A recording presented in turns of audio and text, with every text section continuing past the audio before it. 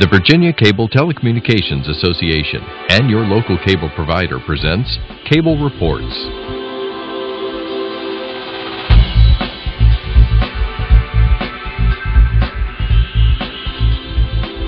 Join us now as Cable Reports brings you up to date on current issues facing the Commonwealth through discussions with your local legislators and other policymakers from across Virginia. Welcome from the General Assembly and the City of Richmond. I'm Woody Evans for Cable Reports and Comcast. And we're very pleased to have one of our favorite guests today, Delegate Chris Pease. Welcome, sir. Welcome. Thank you for having me. Appreciate it. So what's going on? We just started the new session last week. The governor gave his State of the Commonwealth address. There were a lot of challenges there, so tell us what you're thinking. Well, Woody, it's great to be here as always. It's an honor to represent the 97th District in the House of Delegates, which comprises about half of Hanover County, almost all of King William County, and all of New Kent County. So I definitely consider myself a representative within the Metro Richmond region in Central Virginia. And Central Virginia, like many other parts of the state, have our own challenges and opportunities for the legislative process to solve some problems, whether it be budgetary or education reform. Transportation reform is certainly a hot button topic. The governor has outlined in his State of the Commonwealth a plan for transportation funding that we'll be considering, along with some other proposals that he's proffered to us here in his last session as governor. Well, it seems a little bit like Groundhog Day because these issues, especially transportation, have been around for the past several years at least, and I'm sure you're hearing a lot of the same concerns from your constituents. Absolutely. Since I started serving in 2006, transportation's been at the top or near the top in terms of issues that people are concerned about and they care about. And obviously, if you can't get to work on time or get to pick up your kids from daycare on time, those things are very important, not only to families but to the economy. And we want to remain one of the top states for business. And so it'll be important for us to focus on how do we maintain our existing road infrastructure as well as look to do some new construction. I also think transportation includes rail enhancements. In our district, we have a proposal to look at building a new rail line, something that hasn't been done in 100 years. But much like we haven't built a nuclear facility in, say, 40 years, or an oil refinery in America in 30 or 40 years, those things have been not done to our detriment. And so I think we need to look big and look for big ideas that can help solve some of our transportation problems that we have. And of course, if the governor's proposal is adopted by the General Assembly, Virginia will be the first state to do away with the gas tax. That's true, except for the gas tax on diesel. And that's a sort of a point of contention within the plan. I applaud the governor for taking a step forward and advancing the conversation.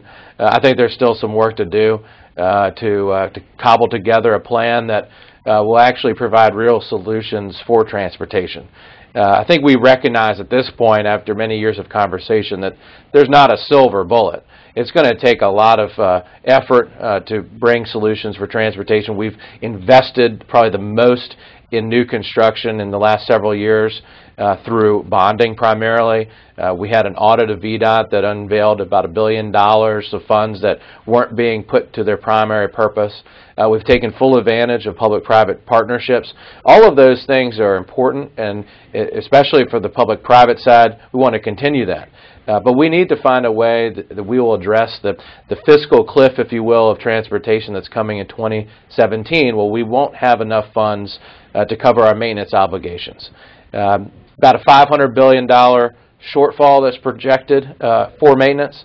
And if you were to raise the gas tax by 1 cent, that's about $50 million. So you'd have to raise the gas tax about 10 cents to make up that gap.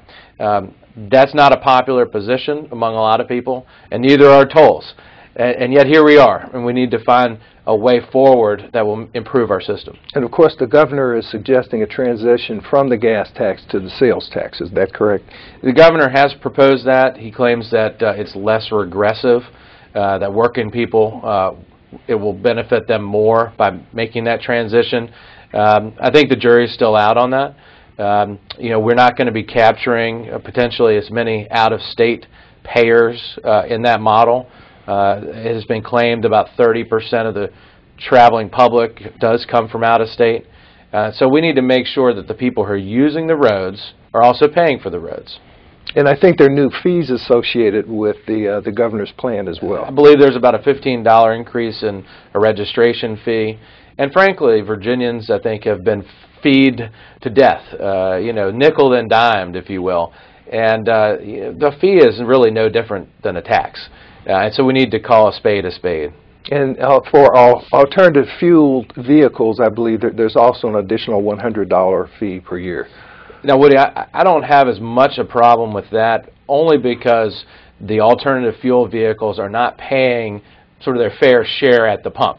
I mean, that's the whole purpose of getting a hybrid vehicle or alternative fuel vehicle, to save on your fuel costs. However, there are more lane miles driven today, there are more cars on the road, and our revenues are declining.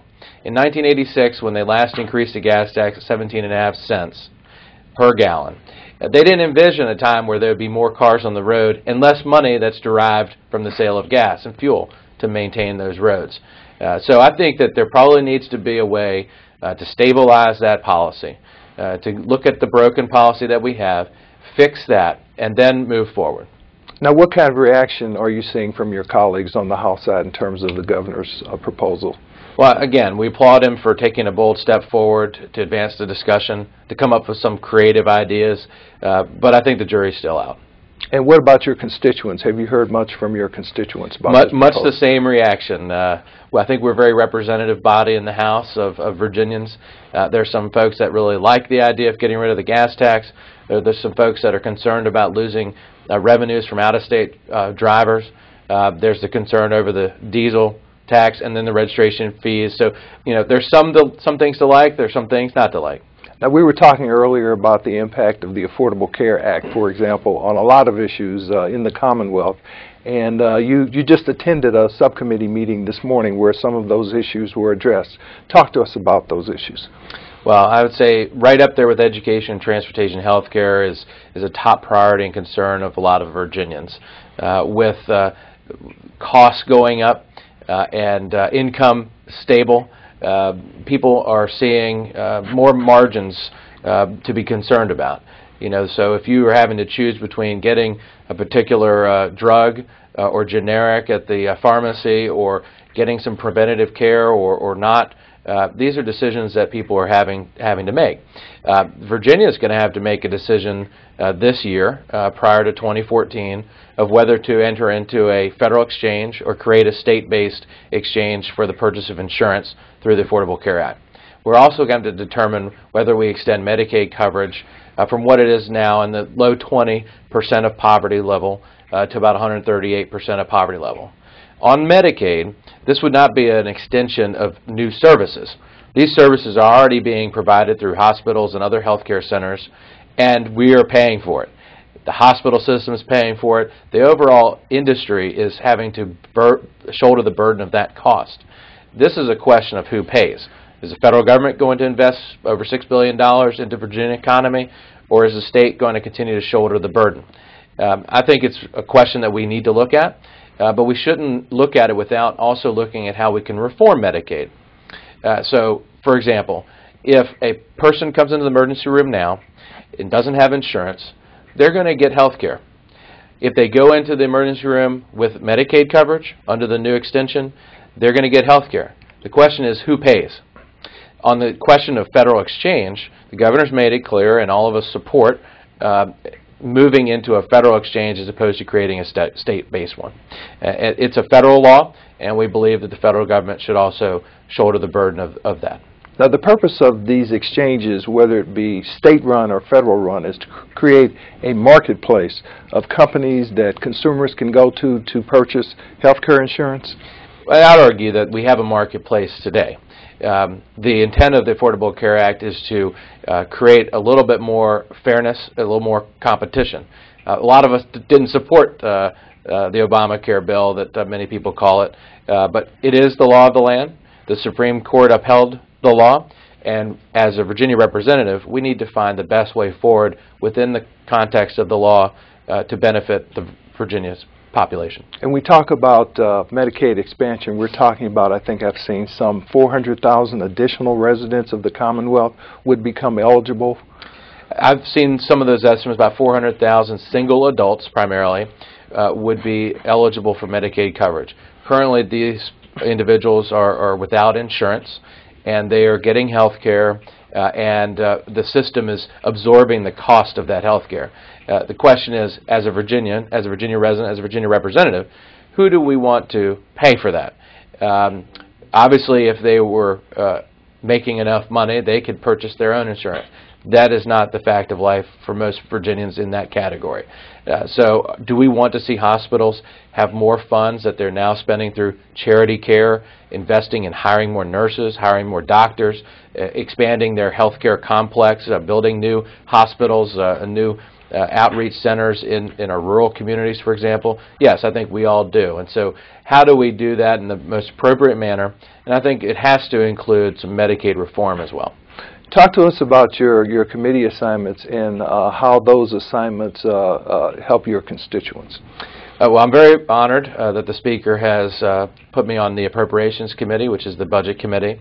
I believe I'm the youngest member of that, so I've got a lot to learn.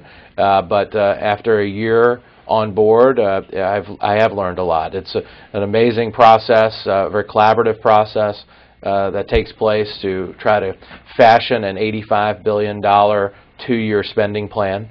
I'm on several subcommittees of appropriations, including health care, so we will be looking at those issues of Medicaid in that context. I'm also on the HWI, Health, Welfare, and Institutions Committee. I'm the fourth ranking member of that committee. I've been on it since 2006.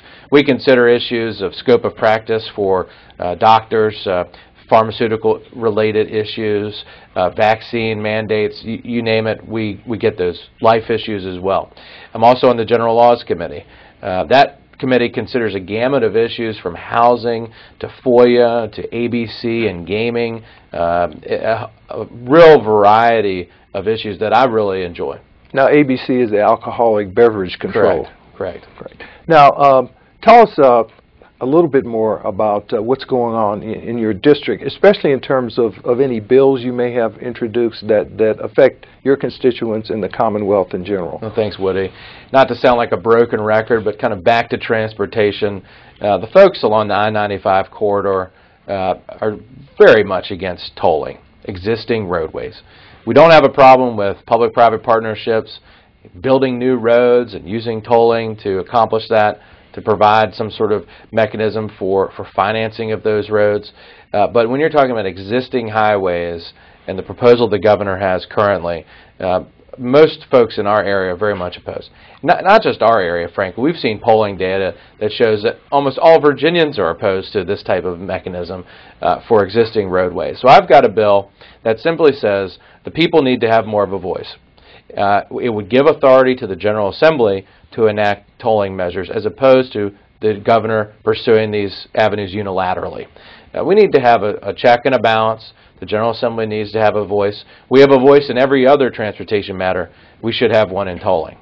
In terms of the Commonwealth Transportation Board, this board is designed to appropriate the dollars and select priorities for road funding. The General Assembly raises the revenue. We assign the funds to the Transportation Board, and working with localities, the CTB tries to, with the best judgment possible, to get the money to the highest priority and highest need. Unfortunately, the Richmond region has been underrepresented on this board. We have a great representative in the Richmond district, Roger Cole. However, when it comes to the at-large seats that aren't designated by district, it's been Northern Virginia and Hampton Roads. And we believe, as part of the urban crescent, the golden crescent, that we should have an equal say. And so I'm chief co-patroning a bill with the Northern Virginia Representative Delegate Tom Rust to add an additional designated seat for the Richmond district so that we would have 2 members designated from our area to help select priorities for the citizens of the region. Now, I know you're interested in education. You're a parent. You have 2 young children. Right. What's going on in the education arena? Yeah, I think this is probably the most exciting area right now. The governor has been a tremendous leader on education reform. We've had delegations travel to Finland to look at what they're doing. The Commission on Youth, which I chair, just published a study comparing America to other leading industrialized nations in terms of how we educate our children. There's probably nothing more important for the future of our country and our Commonwealth than having children that are well educated, prepared to either work or go to college. And we're falling behind. And the fact of the matter is, compared to other leading industrialized nations, we're not doing as good a job as we can. Compared to other states, Virginia's in the top 5. But this is a global economy, and we need to make sure that people are well trained. We're placing a greater emphasis on STEM, science, technology, engineering, math, and healthcare. But we also need to invest in the classroom on the teacher side. We have a great focus on what the kids are learning, but we need to help and invest and recruit and retain high-quality teachers to deliver that content. And so we're going to look at a teacher pay raise this year, as well as other reforms that will allow teachers to pursue continuing education more easily with these new academies that the governor's proposing. It's a dynamic landscape in terms of education reform, and it's very bipartisan. This is not a Democrat or Republican issue. This is not really an urban or rural issue or suburban issue. Schools are everywhere, and we need to have the best we can have. What can be done about the rising cost of tuition, especially at our institutions of higher learning? Yeah, this is a big concern to me. We have kids going into college that are expecting jobs when they come out. The jobs aren't there as much as we would like. Actually, Virginia has the lowest unemployment in the Southeast, the second lowest unemployment in the entire East Coast. And we need to make sure that positive trend continues. However, we still have kids graduating without great job prospects, and they have tremendous debt. And yet the colleges and universities are continually increasing tuition. We've done a good job to mitigate some of those increases. So last year, with some measures that we passed in the Appropriations Committee, along with the governor, we were able to lower the rate of increase for the first time in maybe a generation. But still, it costs more. I'm actually putting in a budget amendment that would ask for this year for a freeze in tuition increases. I think it's only fair. The families of Virginia are not seeing major pay raises. If tuition goes up 4%, I doubt many people's salaries are going up 4% in order to cover the cost. What this means is that families and students, our children, our future, are getting in further debt, and that's unacceptable.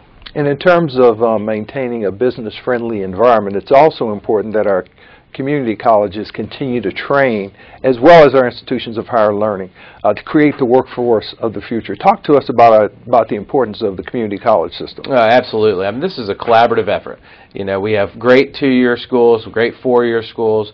We also have a cadre of wonderful career and technical schools that local governments are investing in. We just opened a new regional CTE, Career and Technical Education School in New Kent that will service several counties in our region, including King William and King and Queen and Middlesex.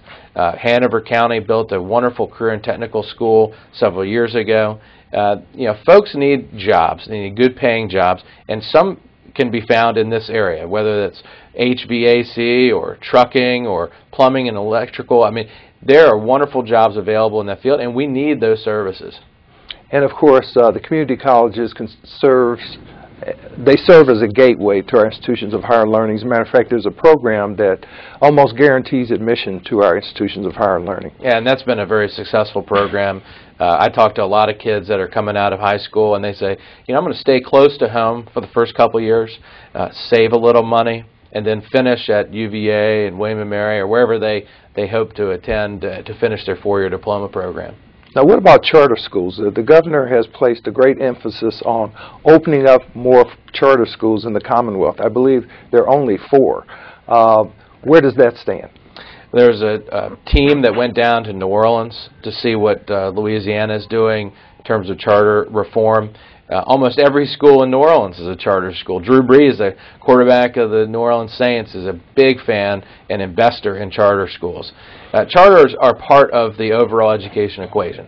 They're not a silver bullet. It's not a panacea, but they should be more available and ready. We have great governor schools, but for whatever reason, charter schools have been hard to to open. We've tried to make the laws better to incentivize people to go and start charter schools. We'll have more bills this year, but we're not there yet.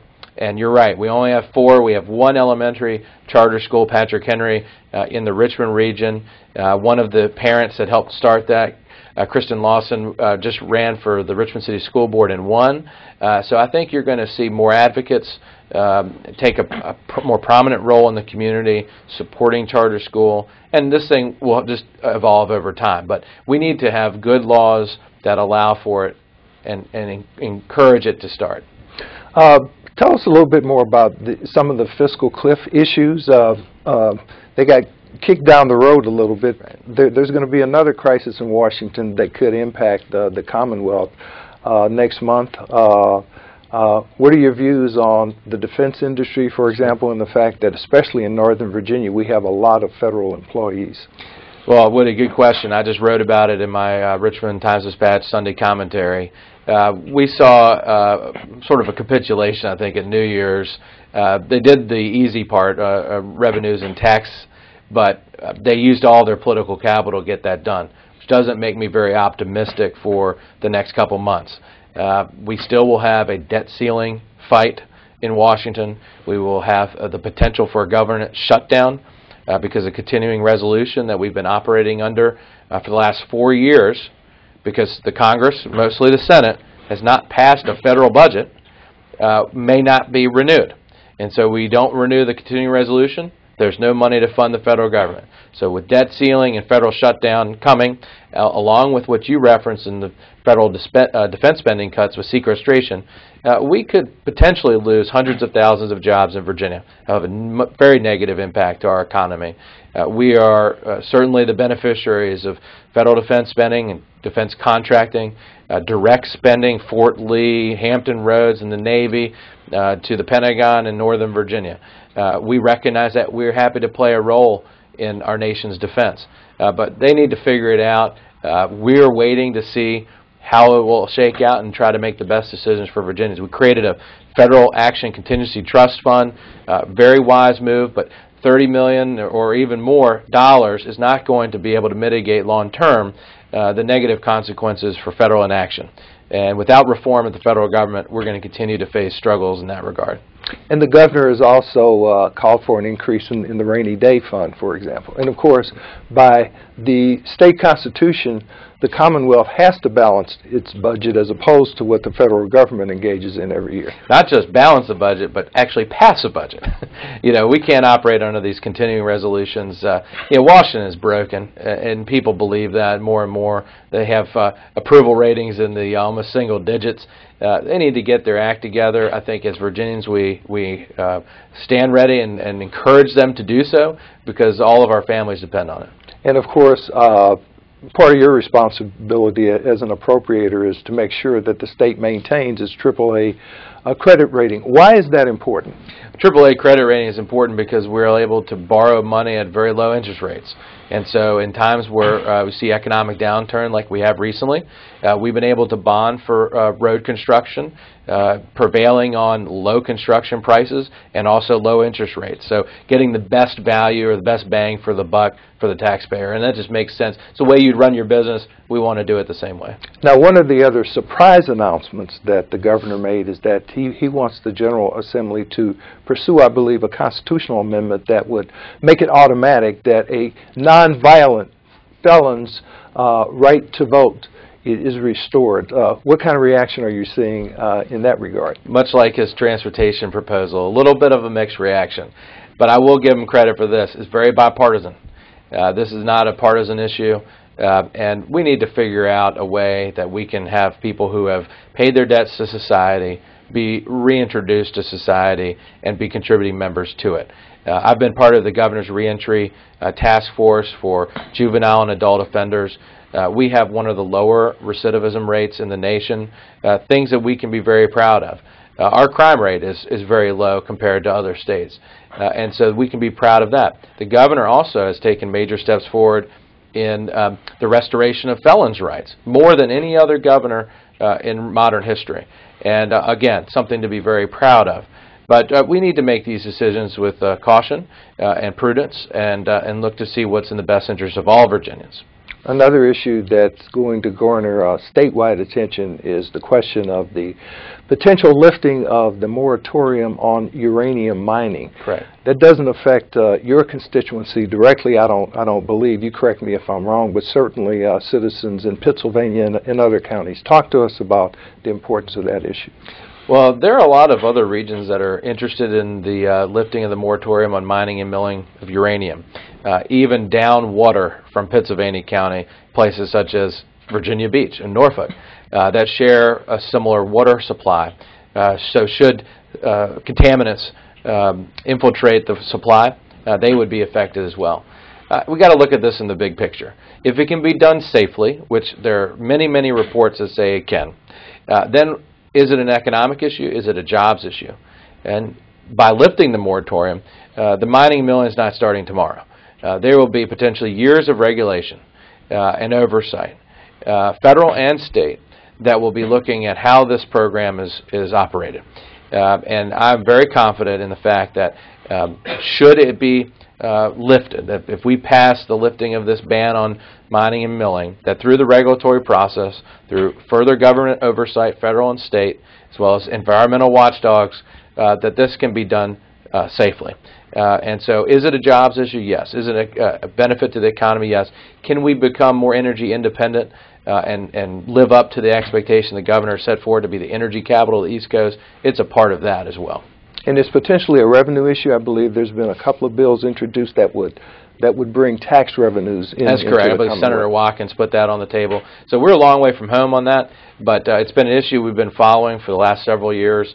And the more that reports have been done, the more studies that have been analyzing this issue have come out, the more positive it's looking. So what's a typical day in the life of a Delegate Chris Peace like these days? It's almost 24/7, but I still have to maintain a healthy family life and balance at home. It's what do they say? A happy wife is a happy life. So even when I'm at session, I'm working hard here for the people of the 97th district. Starting about 7 o'clock on mornings, lasting well past 7 at night, but always getting home to tuck the kids in the bed. And to do what I need to do at home as well. And in 25 words or less, how will you define success this session? We got to pass a budget, and I would always refer to it as the Hippocratic Oath of Governing. First, do no harm. Well, thank you, Delegate Chris Peace. We appreciate your public service. Thank you, Woody.